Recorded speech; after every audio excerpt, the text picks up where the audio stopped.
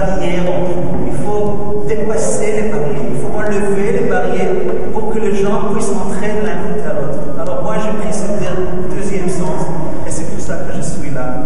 De dire, ok, si on veut qu'il n'y ait pas la porte, il faut entrer par cette porte pour faire un geste d'amitié et pour dire non, je ne suis pas seul.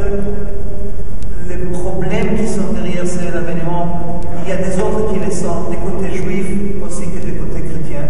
Et dans cet esprit, je voudrais vous lire un message qui était composé et signé par à peu près 50 rabbins. Je vous lirai brièvement la liste. J'ai déjà partagé la liste avec le texte avec le père René. Voilà. Père Abbé, René, et alors moi j'ajoute aussi tous les moines de votre communauté, ainsi que tous les autres membres ici présents. En tant que membre de l'Institut interreligieux Elijah, ou des personnes les soutenant, nous, rabbins, enseignants, universitaires d'études juives, résidents de Jérusalem ou hors d'Israël, désirons vous exprimer notre profonde consternation pour les actes de vandalisme qui ont été commis contre votre monastère, à la suite d'attaques similaires contre les églises et des mosquées de Terre Sainte. Nous sommes profondément désolés que vous ayez été traités avec un tel manque de respect par des membres de notre communauté de foi. Selon notre propre entendement, la création de l'homme à l'image de Dieu est un thème fondamental de la Torah. Nous croyons que la Torah réclame le respect total de la valeur infinie de la vie humaine et que nous sommes tous créés à l'image de Dieu, égaux et uniques.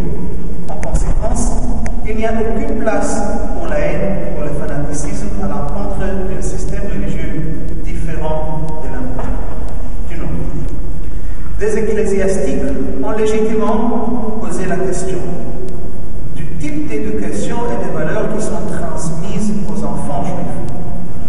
Nous partageons ces préoccupations et nous travaillons ensemble pour apporter la lumière de l'enseignement religieux juif avec une vue du monde cohérente où l'amour de son propre groupe ne peut en aucun cas s'associer avec la haine des autres.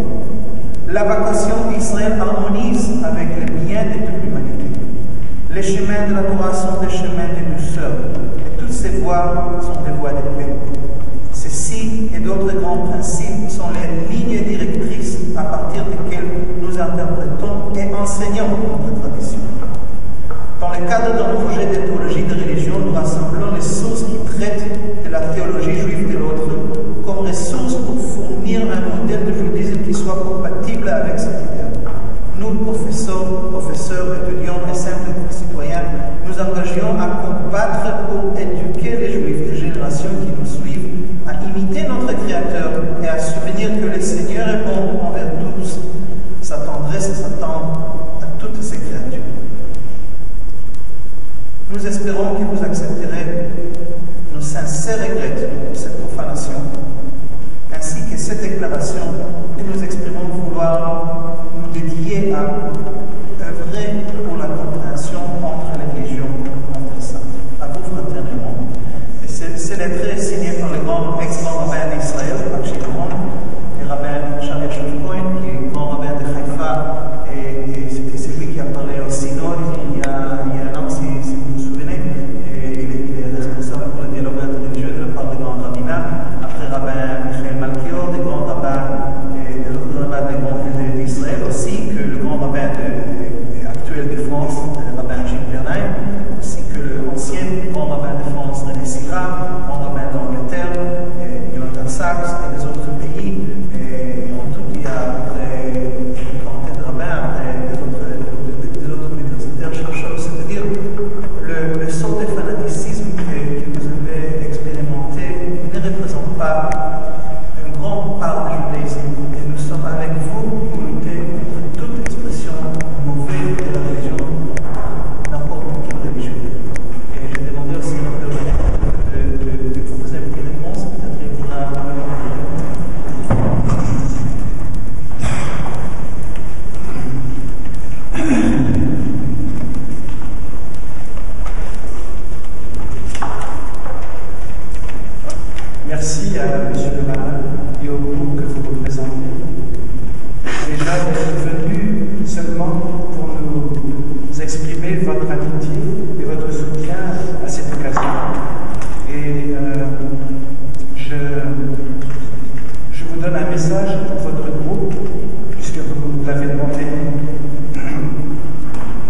chers amis, nous avons été agressés par des individus qui ont peur de la différence, de tout ce qui est autre.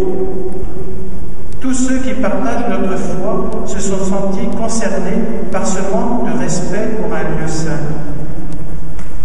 Pourtant, Dieu créa l'homme à son image et à sa ressemblance, nous dit le livre de la Genèse, ce qui suppose le respect de l'autre, quelle que soit sa foi. Selon la Bible, chaque homme est mon frère en humanité et a droit à mon respect dans tous les domaines.